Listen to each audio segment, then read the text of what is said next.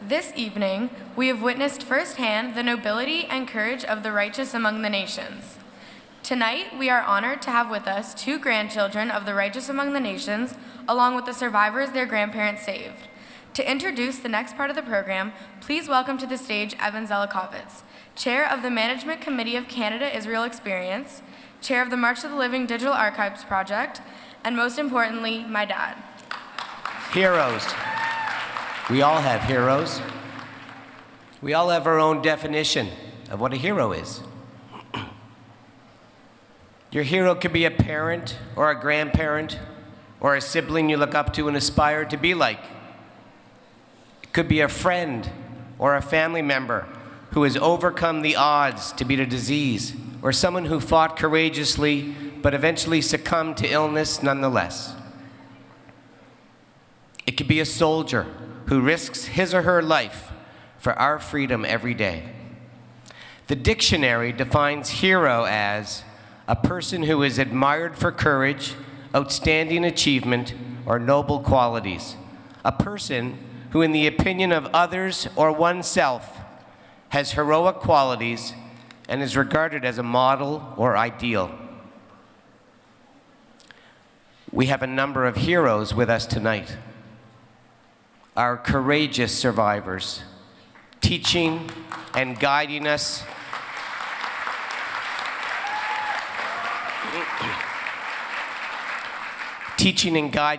through an important part of Jewish history, through their own past, reliving a time that should never be relived, remembered, but not relived. Why do they do this? Why come back to this place that holds memories that should not be memories? It's simple. More importantly, it's simply noble. So they can pass their stories on to us, all in the hopes that we never forget, and that we play our part to pass their stories on and to make sure this never happens again. Our survivors, they aren't heroes because they survived. Let's be honest. Much of that was luck, perhaps fate. It was miraculous. It is their resilience and courage to have climbed from the depths of hell after losing everything, and for some, everyone, to build new lives, create families, and carry on life as good human beings, contribute to society, and teach us not to be hateful, even when there is every reason to hate. They are heroes because they made the choice to come here, to relive their nightmares for a greater cause, to teach us all that even when humanity is at its darkest, we must continue to find that shining light called morality. You are our miracles for surviving the Holocaust, but you are our heroes for everything you've done and do since then to make the world a better place. We are humbled by your courage. There are other heroes here with us tonight, and relatives of such heroes. In a world of total moral collapse, there were those who mustered extraordinary courage to uphold human values. These heroes stand in stark contrast to the mainstream of indifference and hostility and hatred that prevailed during the Holocaust.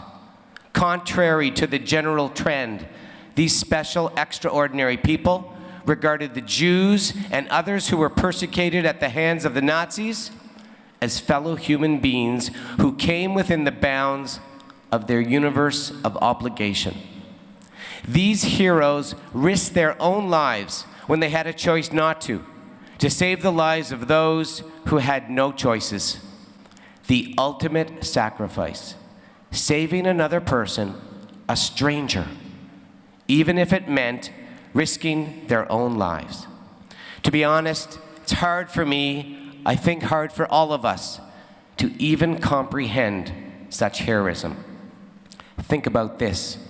It's 2016, and the government of Canada has just passed a new law. All those living in Canada who have green eyes are to be rounded up and killed. No rhyme or reason to this new law. The leader of our country simply hates people with green eyes and wants them wiped off the face of the earth. And anyone who helps these people, they and their families, will also be killed. If you are a neighbor living next to a green-eyed person who you might not even know, asking for help, what are you prepared to do? Will you risk your life and your family's life to save these innocent, oppressed people from madness? It's a very tough question, I know. We'd all like to think we'd have the courage to do the right thing. But risking our lives, our families' lives, our own freedom, that's exactly what the righteous among the nations did. Many of you have heard about those most famous righteous who saved thousands upon thousands of Jews. Raoul Wallenberg, Oskar Schindler, Jan Karski, Jose Castellanos Contreras. But as you've already heard, there are more than 25,000 who have been honored by Yad Vashem as righteous among the nations. Each and every one of them exemplify the highest form of humanity because they did one simple thing. They chose to not be bystanders. Science should study the DNA of the righteous among the nations. Humanity should study the DNA of the righteous among the nations. We are incredibly privileged to have some of that DNA here with us tonight. We have already had the honor of meeting Chasawa Zach. At a minimum, you can all go home right now and say you met a real-life hero of humanity.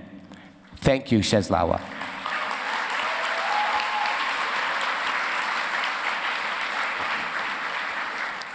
We also have two other very special people with us tonight. Two descendants of righteous among the nations, Marta Kornecka and Malgosia Krynski. I know, they're just two more names of people for you to remember. Let me provide you with a more personal connection to the heroism of Marta's and Malgosia's families, and then perhaps they won't just be two more names. If not for Marta's great-grandparents, Joseph and Paulina, and her grandmother, Lucia, survivor Anita Ekstein from Toronto would likely not be here with us today. And if not for Malgosia's great parents and her grandfather, Zigmund, survivor Sidney Zoltak from Montreal would likely not be here with us today. I had the greatest of honors to meet Zigmund Krynski, Malgosia's grandfather, 2 years ago when I traveled with Sidney back to the farmhouse where Sidney and his family were hidden and where Zigmund still lives today. When I met Zigmund, I hugged him, and with tears in my eyes, I told him he was a hero. And you know what he said to me? He said, "I'm not a hero. We did what any good person should have done, and I'd do it again." And I realized, then that a real hero doesn't even think they're a hero. I would now like to call up to stage Marta Kornecka and Anita Ekstein, and Malgosia Krynski and Sidney Zoltak.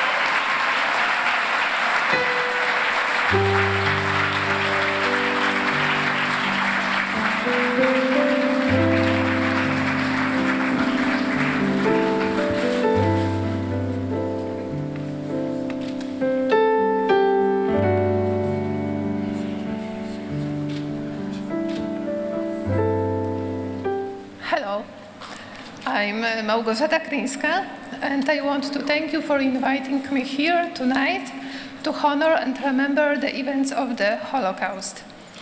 I am here because my grandfather, Zigmund Krynski, accepted the honor of being named the rightness among the nation but Yod Vashem. Many years ago, my grandfather and my great-grandparents made a choice to help Jewish family, the Zoltaks, who were running for their lives from the Nazis.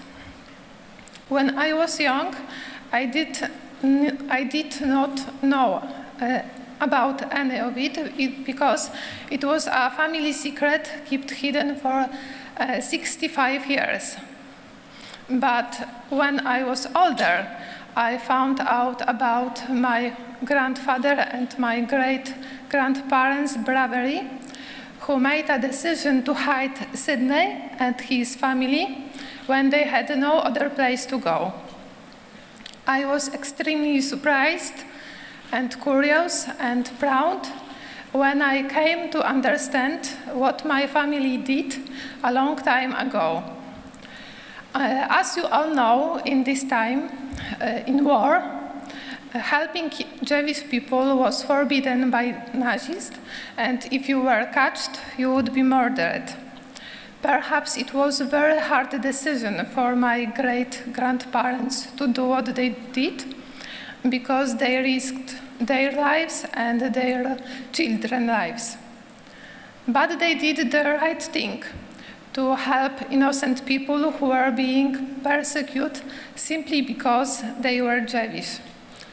Now I live proudly with the knowledge that my family, that my great-grandparents and my grandfather were heroes who risked everything to help innocent people.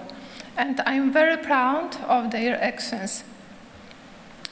My grandfather still this day does not mean that he is a hero because he thinks it was a normal behavior.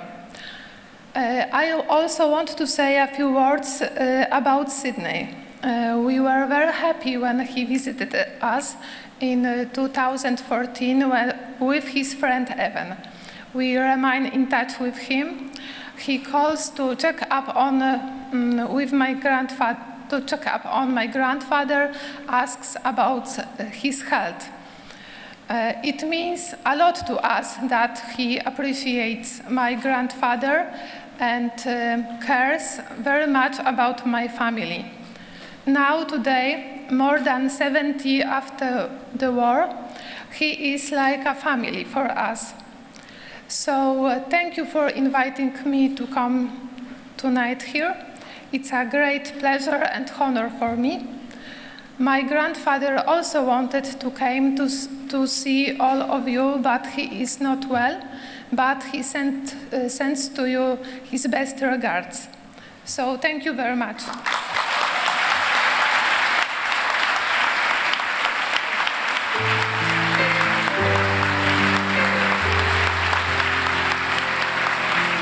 Good evening. I'm Marta, and I came here tonight to tell you a very short story about a wonderful person I'm glad to have in my life. That's Anita Ekstein. And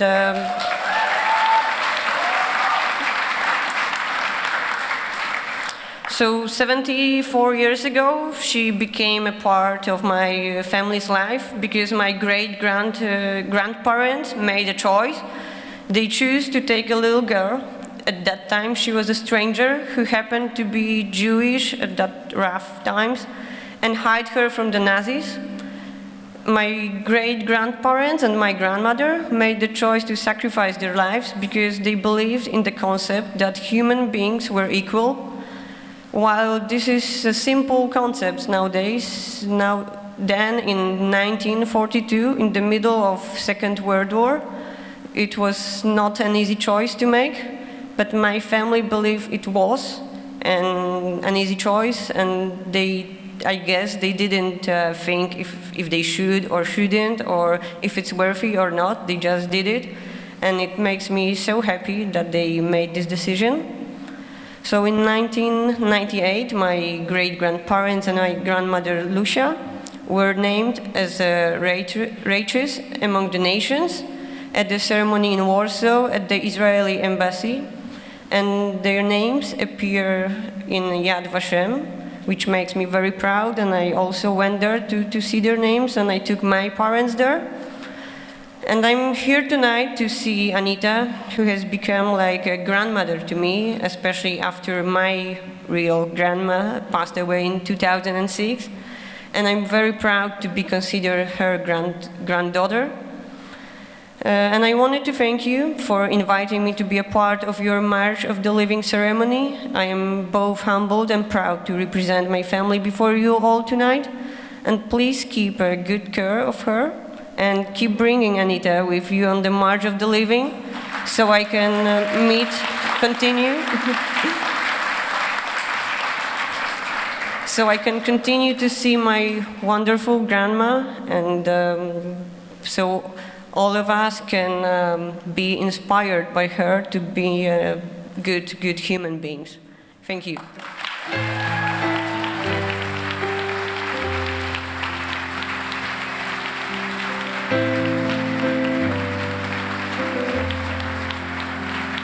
I have 2 certificates for Malgosia and for Marta. I'd like to read them. In honor of the courage your family members exemplified as righteous among the nations in risking their lives, for Malgosia to save Sidney Zoltak, and for Marta to save Anita Ekstein and their families during the Holocaust, and for sharing this inspiring story with the next generation on the March of the Living. Thank you.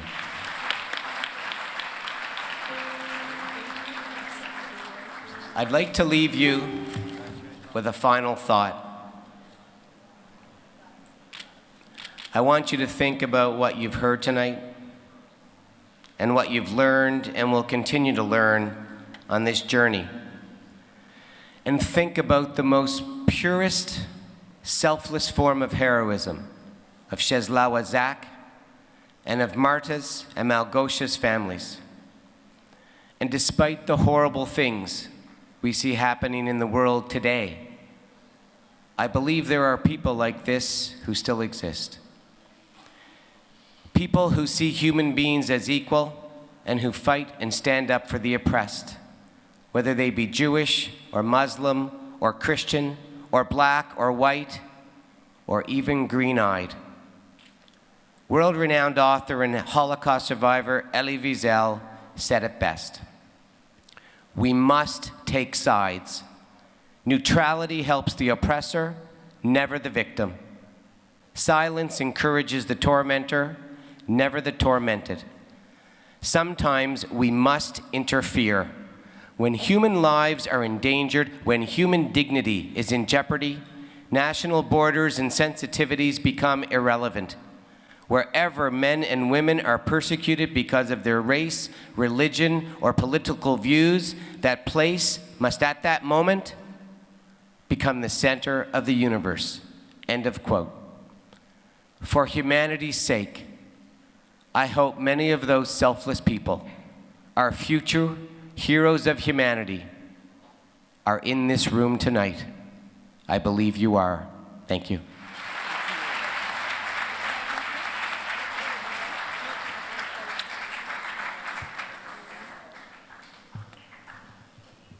I'm grateful to Malgosia for coming here and speaking to you all. And I'm also grateful for the fact that she has accepted me as a member of her family. They're wonderful people, the Krynskis, and I am honored and very happy to be a part of the Krynski family as they are a part of my family. Thank you.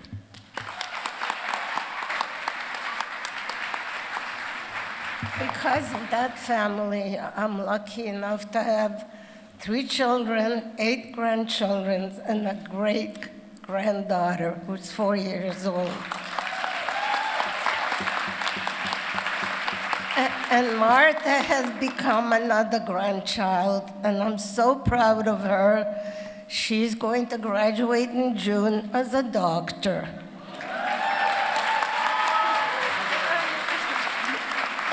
So I'm thrilled that she was able to be here and be presented with the certificate. Thank you.